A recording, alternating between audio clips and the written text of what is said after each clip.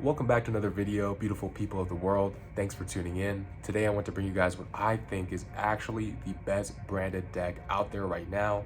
I took this inspiration and this deck list from Team King of Games, so I definitely can't take credit for this. I did make a few minor key changes and tweaks, but I want to give him his flowers and his praises, as I think he is the best Yu-Gi tuber in the game right now. So I'll go ahead and link his channel in the description box below, so please check him out. And before I continue, one thing that he mentions that really resonated with me was that Ash has always been a problem. Even a few years back when Brandon was the best deck, they were playing through Ash left and right. So how do we go about countering Ash? By playing gas. So if you find that your deck is consistently folding or losing to Ash, I definitely recommend giving this list a try. It's personally the most fun that I've had playing Branded in such a long time. And yesterday I was winning games and playing through different scenarios that I had no business being in. But without further ado, let's do this thing. Peace. All right, ladies and gentlemen, let's go ahead and jump into this deck profile. And before I continue, just want to let you guys know that this is a 60 card build, but I do think this is the best branded deck out there right now, so please do not knock it until you try it, okay? So let's go ahead and jump in here.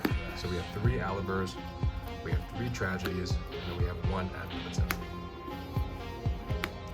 Then we have 3 Fallen Balbaz, and 3 Tri-Brigade Mercuriers. Then we're playing 2 Albions, 2 Blazing Cartesias. This really should be 3 Cartesias and 1 Albions. I don't have a third one yet, but honestly, seeing Albion is not that bad. It's like a pseudo starter and helps get your engine going. Plus, it's an arc start, so yeah, not a bad card to have. Keeper of Dragon Magic, Spring is Kit for consistency.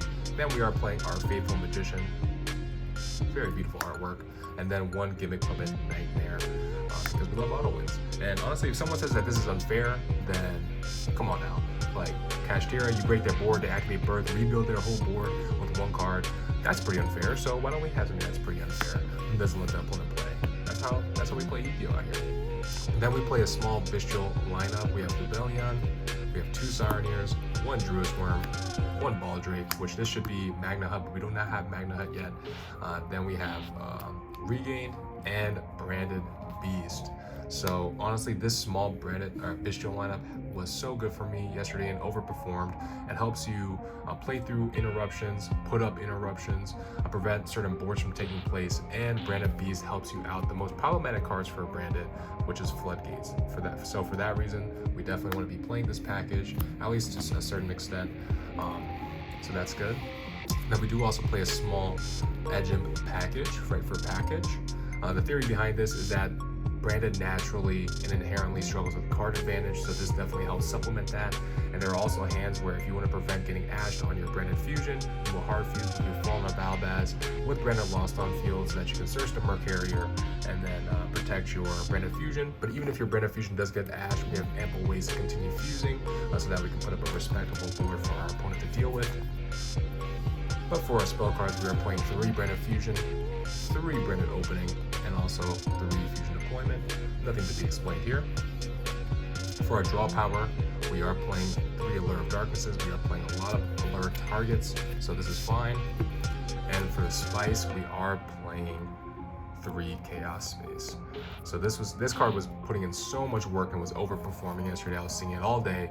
But the theory behind this card is, let's say you have a Mercurier in hand, for example. You'll activate Chaos Space, send the Mercurier, add your Lubellion, activate Lubellion, search Sireneer, banish the Mercurier, get Mercurier's effect, then you sack the Sireneer for Lubellion, activating Lost or whatever you need, and wow, you're just plussing a lot at that point. So for this reason, this card's really good. And also during the grind game, you can actually banish this from your graveyard, sending back your banished fusion monsters and then drawing 1. So this card is so nuts, so saucy, and allows you to play basically 4 copies of Lubellion. So for other spells, our 1-ofs are playing Branded in White, Branded Lost, Branded in Red, Despian Theater, Gold Sarcophagus, and Foolish Burial. So these are our utility cards and also helps raise the ceiling of our deck exponentially.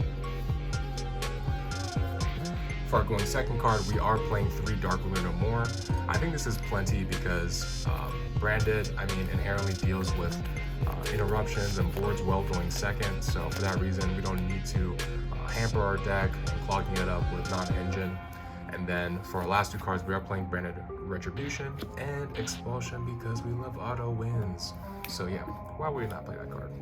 Alright, jumping into our extra deck here, we have 2 Mirror Jades, 2 Lubellions, and then 2 Albions. You can play more than this, but certainly no less. Then we play 2 Grangunols. The reason we play 2 is, let's say you go against Kashtira and they rip your 1 Grangunol out of your extra deck. That significantly hampers your ability to break boards, your fusion deployments are dead, so on and so forth. And also, even if that doesn't happen, I think having 2 is correct. Going first, you're probably setting up Expulsion or you're branding a red play, and then the second one, you have amazing follow-up. So it's very versatile in that sense, so I'd recommend playing 2. Then we play 1 Alba Lenitus. This is probably the best card to send off of Mirror Jade during your opponent's turn. It's either this or Rinbrum. If you have Fallen of Albaz engraved, then that's an extra layer of disruption and an excellent one at that. But yeah, we do want to play 1 Alba Lenitus. Then we play 1 Dragoon Boy, just 1 because the deck certainly doesn't revolve around Dragoon, but it's a great nice to have. Then we're playing 1 Chimera, 1 Draco Stapelia, 1 Quertus, 1 Rinbrum, and then 1 Sprint the Iron Dash Dragon for because you'd rather be caught with this card than not have this card, right? Then moving on into our side deck, I definitely gave much more thought and consideration to my side deck this week, so please let me know what you guys think. We played 3 Book of Eclipses and 2 Book of Moons for that Kashtira matchup, 1 Jinzo, which I was actually able to use yesterday. I went against the Labyrinth player round 1. Game 1, I full combo, Expulsion locked him with Gimmick Puppet. Then he proceeded to set 5 pass, but I ended up beating that game anyway. Game 2, I sided in Jinzo, and as soon as he saw it, he scooped because he said he couldn't play around it. So yeah, Jinzo's very good. 3 evenly matched because, well, we hate back row. 3 Cosmic Cyclones because we hate back row. 1 Twin Twister because we hate back row.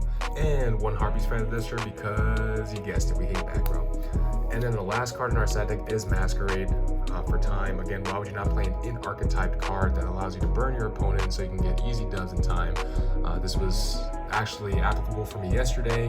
Sided it in versus a Mathmech player. There's like 2 minutes left, 1 minute 30 seconds, and I full comboed. I added a Masquerade on top of it, and he scooped. So that's it, guys. I hope you guys enjoyed. Tell me what you guys think, and I'll talk to you guys later. Bye-bye. Peace.